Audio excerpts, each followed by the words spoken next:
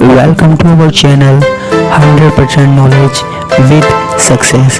Video देखने से पहले चैनल को सब्सक्राइब कीजिए और बेल आइकॉन दबाइए। नमस्कार दोस्तों, गुड मॉर्निंग दोस्तों। स्वागत है आपका एक बार फिर से बीएससी थर्ड ईयर की केमिस्ट्री के क्लासेज में। हमने कल एक नई यूनिट स्टार्ट की थी, जैव अकार्बनिक रसायन विज्ञान या बायो इनऑर्गेनिक केमिस्ट्री, जिसमें मैंने आपको बताया था कि कौन कौन से एसेंशियल एलिमेंट्स हैं जो हमारे काम में आते हैं। आपको भी कुछ एलिमेंट ऐसे पता होंगे जो आपके काम में आते होंगे, डेली यूजेज में काम में आते होंगे, आप लेते हो काम में, हमारे शरीर में काम में आते हैं। बहुत सारे एलिमेंट्स हैं, कोई से भी ऐड कर सकते हो आप उसमें। उस वाले टॉपिक में आपको जो याद आए, सोडियम जैसे हमारे पास नमक में काम में आता है, या जो भी आपको याद आए वो एलिमेंट, वो तत्व आप लिख सकते हो। ऐसी कोई दिक्कत नहीं है कि आपको मेरे वाले ही लिखने हैं, ठीक है। तो कोई से भी, लेकिन जो हमारी शारीरिक क्रियाओं में काम में आए, जीवों की शारीरिक क्रियाओं में काम में आए वो। ऐसा नहीं है कि आपने वो एलिमेंट लिख दिए, वो तत्व लिख दिए जो जीवों की शारीरिक क्रियाओं में काम ही नहीं आते, ठीक है, तो फिर वो आवश्यक तत्व नहीं होंगे। अब देखो, आज का जो टॉपिक है सबसे इम्पोर्टेंट टॉपिक है इस यूनिट का, जिसका नाम है धात्विक पोरफायरिन या मेटलोपोरफायरिन, ठीक है। एक बात ध्यान रखना, इस यूनिट में अगर हमें आगे की बात करनी है, आगे की बात समझनी है, तो ये टॉपिक हमको ज़रूर पढ़ना है, ठीक है। इस टॉपिक के बिना आगे काम नहीं चलेगा। अब बात करते हैं इस टॉपिक की। देखो, नाम धात्विक पोरफायरिन दो शब्दों से मिलकर बना हुआ है। शायद आपने पहले नहीं सुना हो ये नाम, ठीक है। अब देखो, धात्विक से मतलब क्या है? धातु। धात्विक से मतलब क्या है? धातु। और पोरफायरिन, पोरफायरिन का मतलब है लिगैंड, ठीक है। पिछली यूनिट में आपने क्या पढ़ा है? मेटल और लिगैंड बॉन्डिंग पढ़ी थी। मेटल और लिगैंड के बीच में बंध पड़ा था कि धातु होता है, धातु के साथ बंध बनाता है कौन? लिगैंड, ठीक है। तो यहाँ पे भी धातु है और जो पोरफायरिन है वो क्या है? लिगैंड, ठीक है। लिगैंड का जो नाम है ना वो पोरफायरिन है, ये समझ लो आप। लिगैंड को हम क्या बोल रहे हैं? पोरफायरिन बोल रहे हैं, ठीक है। आप तो ये समझ लो कि यहाँ लिगैंड है, लिगैंड को पोरफायरिन बोल रहे हैं, ठीक है। तो इसका मतलब समझ में आया, धात्विक यानी कि धातु और पोरफायरिन यानी कि एक प्रकार का लिगैंड है, ठीक है। अब देखो, हमारे पास जो जैविक क्रियाएं होती है, जो भी जैविक क्रियाएं होती है, जैविक क्रियाओं में जो भी जैविक क्रियाएं होती है, जैविक क्रियाओं में क्या होता है? ज़्यादातर जैविक क्रियाओं में एक धातु पाया जाता है, ठीक है। और लिगैंड के रूप में क्या पाया जाता है? पोरफायरिन पाया जाता है। लिगैंड के रूप में क्या पाया जाता है? पोरफायरिन पाया जाता है। ये पाया जाता है लिगैंड के रूप में, ठीक है। जैसे हमारे पास प्रकाश संश्लेषण है, प्रकाश संश्लेषण, अब वहाँ पे हमारे पास क्या होता है? जैविक क्रिया है वो भी। वहाँ पे हमारे पास क्या है? क्लोरोफिल, ठीक है, क्लोरोफिल है। तो क्लोरोफिल में भी हमारे पास क्या होता है? बीच में हमारे पास क्या होता है? मैग्नीशियम धातु होता है, ठीक है, मैग्नीशियम धातु होता है। और चारों तरफ हमारे पास क्या होता है? पोरफायरिन लिगैंड होता है। क्या होता है? पोरफायरिन लिगैंड होता है। हीमोग्लोबिन है, हीमोग्लोबिन है। हीमोग्लोबिन में क्या होता है?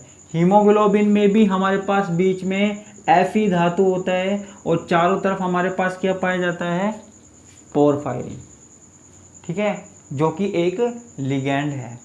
अब आप कहोगे सर इतनी देर से पोरफायरिन पोरफायरिन कर रहे हो, इसका मतलब तो बताओ कि आखिर ये पोरफायरिन होता क्या है? आखिर ये पोरफायरिन होता क्या है, ये तो बताओ। तो बच्चों देखो, आप जो भी काम कर रहे हो उसको छोड़ दो और आपके हाथ में एक तो पेन होना चाहिए और एक रजिस्टर होना चाहिए, क्योंकि देखो मैं चाहता हूँ कि इस टॉपिक को आप यहीं समझो और जो इसका डायग्राम है वो आप यहीं बनाना सीखो, जैसे मैंने फर्स्ट वाली यूनिट में किया था ना वैसे। तो आप जो भी काम कर रहे हो, किसी को तंग कर रहे हो या कुछ भी कर रहे हो तो वो छोड़ो और यहाँ पे ध्यान देना। हम बात कर रहे हैं अब पोरफायरिन की। पोरफायरिन में यहाँ पे जो पोर से मतलब है वो किससे मतलब है, वो है पायरोल से। वो किससे मतलब है, पायरोल। पायरोल क्या होता है, पायरोल क्या होता है, पायरोल एक कंपाउंड है। पायरोल क्या है, एक कंपाउंड है। वो क्या होता है,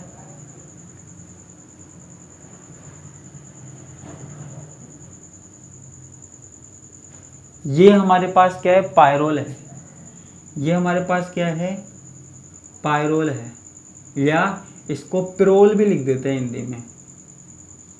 ठीक है, हिंदी मीडियम ज़्यादा है तो हिंदी में लिख देता हूँ पिरोल या पायरोल। ठीक है, अब देखो यहाँ पे पोरफायरिन क्या होता है। पोरफायरिन हमारे पास 4 पिरोल बलों के कारण बनता है। यहाँ पे हमको क्या करना है, 4 पिरोल लेने हैं। ठीक है, हमको क्या करना है, 4 पिरोल लेने हैं। चलो ठीक है, मैं साथ साथ बनाता हुआ भी जाता हूँ।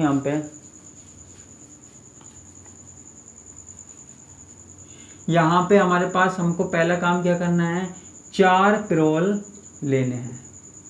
साइड में लिख देता हूँ। अब 4 पिरोल लेने हैं कुछ इस तरीके से। अभी इसके अंदर मैं डबल बॉन्ड नहीं लगा रहा हूँ, अभी लगा देंगे हम। ठीक है, तो अभी मैं लिख रहा हूँ सिर्फ। तो मैंने क्या किया, 4 पिरोल ले लिए। देखते जाना, क्योंकि ये डायग्राम आपको वहाँ से समझ में नहीं आएगा, कहाँ से, बुक में से। ठीक है, तो पहली बात हमारे पास क्या होंगे, 4 पिरोल वलय होंगे। जो पोरफायरिन है, पोरफायरिन में 4 पिरोल वलय होती है। ठीक है, आगे की बात करते हैं। जो कि हमारे पास, ठीक है, जो ये 4 पिरोल वलय है वो हमारे पास समयुग्मी द्विबंधों के द्वारा जुड़े हुए होते हैं। समयुग्मी द्विबंधों के द्वारा कनेक्ट होते हैं, द्वारा जुड़े रहते हैं। ठीक है, समयुग्मी द्विबंध क्या है, ये। ठीक है, ये द्विबंध है, समयुग्मी द्विबंध है। ठीक है, ये समयुग्मी द्विबंध है, इसके द्वारा जुड़े हुए रहते हैं। ठीक है, तो ये 4 पिरोल वलय हैं। 4 पिरोल वलयों को हमें इसके द्वारा जोड़ना है। ठीक है, तो मैंने क्या किया, मैंने यहाँ पे 4 पिरोल वलयों को जोड़ दिया। इसको थोड़ा सा आगे ले लेता हूँ।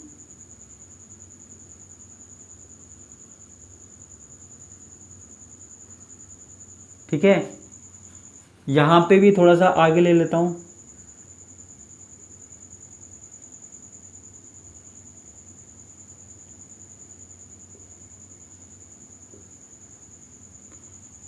ठीक है, 4 पिरोल वलय हैं।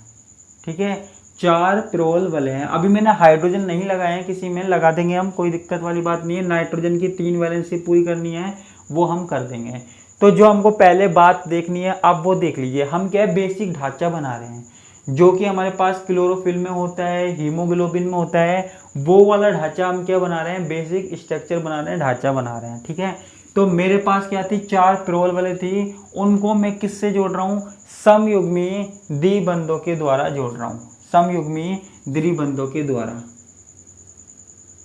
ठीक है, यानी कि इस बॉन्ड में इस तरीके का जो बॉन्ड है वो होगा, इस तरीके का। ठीक है, ऐसे ही हमको यहां जोड़ने हैं। ठीक है, अभी मैंने इन दोनों में बताया है, इन दोनों में नहीं बताया है। मैंने क्यों नहीं बताया, अभी हम बात करेंगे। ठीक है, तो देखो यहाँ पे क्या हुआ, मैंने 4 पिरोल वलय ले ली और उनको मैंने इस तरीके के बंधों से जोड़ दिया। कार्बन नहीं लिखा, कोई बात नहीं, कार्बन को मैंने ऐसे ही दिखा दिया। लिखना चाहो तो आप ऐसे लिख सकते हो, CH। ठीक है, लेकिन कोई ज़रूरत है नहीं, तो मैंने इसको सीधा ही लिख दिया। उम्मीद करता हूँ अब तक समझ में आया होगा। अब देखो यहाँ पे जब ये 4 पिरोल वलय बनती है, 4 पिरोल होते हैं और आपस में क्या करते हैं, ये एक पूरी वलय का निर्माण करते हैं, पूरी वलय का निर्माण करते हैं। तो ये बीच में एक खाली स्थान बन जाता है। बीच में एक क्या बन जाता है, खाली एक स्थान बन जाता है या एक गुहा बन जाती है। गुहा का मतलब कैविटी, खाली स्थान बन जाता है। ठीक है, इस गुहा का जो व्यास होता है ना, ये जो जगह होती है, व्यास होता है, ये कितना होता है, गुहा का व्यास जो है वो 2 एंगस्ट्रॉम होता है।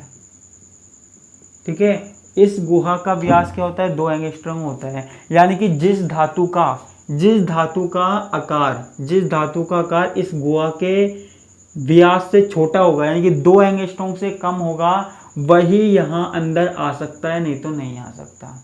ठीक है, 4 ले लिए पिरोल, उसके बाद हमने उनको इनसे बॉन्डों से जोड़ दिया।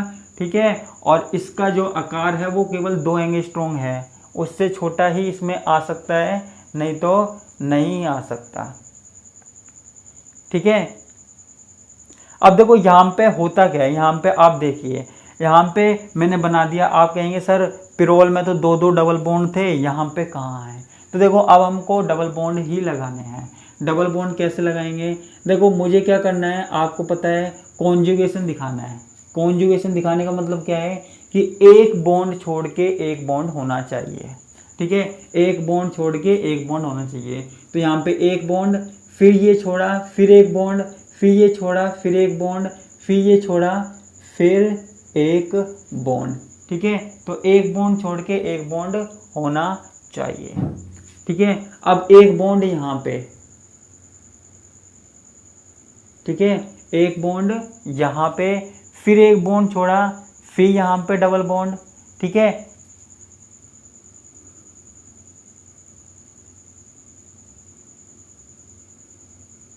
नाइट्रोजन अच्छे से बना देता हूँ। फिर देखो यहाँ पे एक बॉन्ड छोड़ा, फिर यहाँ पे डबल बॉन्ड। ठीक है, फिर यहाँ पे क्या है, डबल बॉन्ड है।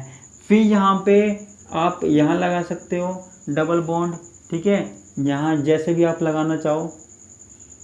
फिर यहाँ पे डबल बॉन्ड। ठीक है, फिर यहाँ पे क्या आ गया, डबल बॉन्ड आ गया। फिर एक बॉन्ड छोड़ा, ये एक बॉन्ड छोड़ा, और फिर यहाँ पे एक। कॉन्जुगेशन में ऐसे ही तो होगा, कार्बन में ऐसे बॉन्ड थोड़ी दिखा देंगे हम, लगातार डबल बॉन्ड थोड़ी दिखा सकते हैं। कभी देखें लगातार डबल बॉन्ड? हालांकि ऐसे यौगिक होते हैं, एलिन्स होते हैं, लेकिन हमको ये नहीं दिखाने हैं। हमको क्या करना है, एक बॉन्ड छोड़ के एक बॉन्ड करना है। ठीक है, एक बॉन्ड छोड़ के एक बॉन्ड दिखाना है। अब देखो यहाँ पे ये जो 2 नाइट्रोजन है, ये जो 2 नाइट्रोजन है, इनकी तो वैलेंसी पूरी है, 3 बॉन्ड बनाए हुए हैं। देखो इसने 3 बॉन्ड बनाए हुए हैं और इसने भी 3 बॉन्ड बनाए हुए हैं। लेकिन जो यहाँ पे ये नाइट्रोजन है, इसकी जो तीसरी वैलेंसी है वो किसके द्वारा पूरी होती है, हाइड्रोजन के द्वारा पूरी होती है। किसके द्वारा पूरी होती है बच्चों, हाइड्रोजन के द्वारा पूरी होती है। ठीक है, अब देखो यहाँ पे ये हमारे पास क्या बन गया, पोरफीन बन गया। इसको हम क्या बोल रहे हैं, पोरफीन बोल रहे हैं। ठीक है, अब देखो यहाँ पे जब धातु आएगा, ठीक है, धातु आएगा तो धातु के आने पे जो ये दोनों हाइड्रोजन हैं, कौन कौन से, एक ये एक ये, धातु के आने पर ये दोनों हाइड्रोजन क्या है, बाहर निकल जाएंगे। ठीक है, धातु के आने पर ये दोनों हाइड्रोजन बाहर निकल जाएंगे और धातु आके क्या है, बीच में जुड़ जाएगा। ठीक है, धातु यानी कि जब भी हमारे पास अगर क्लोरोफिल है तो यहाँ बीच में क्या जुड़ जाएगा, मैग्नीशियम जुड़ जाएगा। ठीक है, और चारों तरफ से बॉन्ड बना लेगा। और अगर हमारे पास Fe है, आयरन है, यानी कि हीमोग्लोबिन है, तो भी हमारे पास चारों बॉन्ड बन जाएंगे। ठीक है, आपको बीच में कुछ नहीं करना, आपको बीच में सिर्फ धातु लगाना है। ठीक है, और धातु को इन चारों से जोड़ देना है। आपको धातु को चारों से जोड़ देना है और कुछ नहीं करना। ठीक है, सिंपल सा काम है। ये 3-4 चीजें आप देख लेना कि 4 प्रोल वलय होती है जिनमें आपस में कॉन्जुगेटेड डबल बॉन्ड होते हैं, इस तरीके से। ठीक है, चारों डबल बॉन्ड है ना, और इनकी जो गुहा है उसका व्यास होता है 2 एंगस्ट्रॉम होता है। ठीक है, जो इसमें छोटा होगा वो इसमें आ जाएगा। ठीक है, और इसमें जो नाइट्रोजन परमाणु है, नाइट्रोजन परमाणु अपना हाइड्रोजन परमाणु त्याग कर धनायन के साथ जुड़ जाते हैं, त्याग कर धनायन के साथ जुड़ते हैं।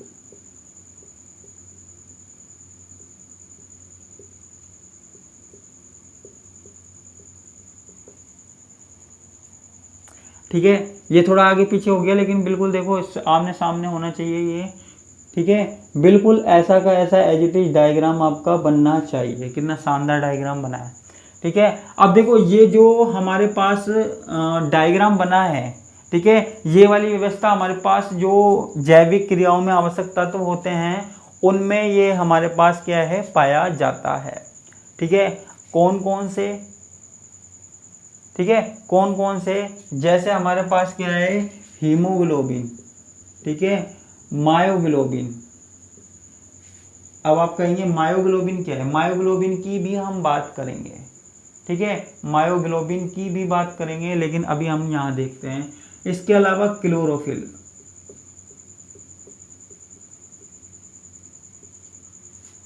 ठीक है, तो यहाँ पे ये जो सारे यौगिक हैं उनमें ये ढांचा पाया जाता है। आप ये लगा लो कि ये बेसिक स्ट्रक्चर है। जितने भी हमारे पास जैविक क्रियाओं में आवश्यक तत्व आएंगे, ज़्यादातर, जितने भी नहीं, ज़्यादातर जो आएंगे उनमें ये बेसिक स्ट्रक्चर, बेसिक ढांचा होगा। ठीक है, ये हमारे पास हीमोग्लोबिन, मायोग्लोबिन सब में काम आएगा। ठीक है, तो ये क्या है, हमारे पास मोस्ट इम्पोर्टेंट है, इसको याद रखना है, क्योंकि आगे की बात इसी से हो पाएगी। जिसके हाथ में पेन पेंसिल था उसने, उम्मीद करता हूँ, बना लिया होगा, और जिसके हाथ में नहीं था वो बाद में बना लेना, कोई प्रॉब्लम नहीं है। तो आज की क्लास में मुझे सिर्फ इतना ही बताना था। इसके साथ मैं विदा लेता हूँ। धन्यवाद, नमस्कार, टाटा, बाय बाय।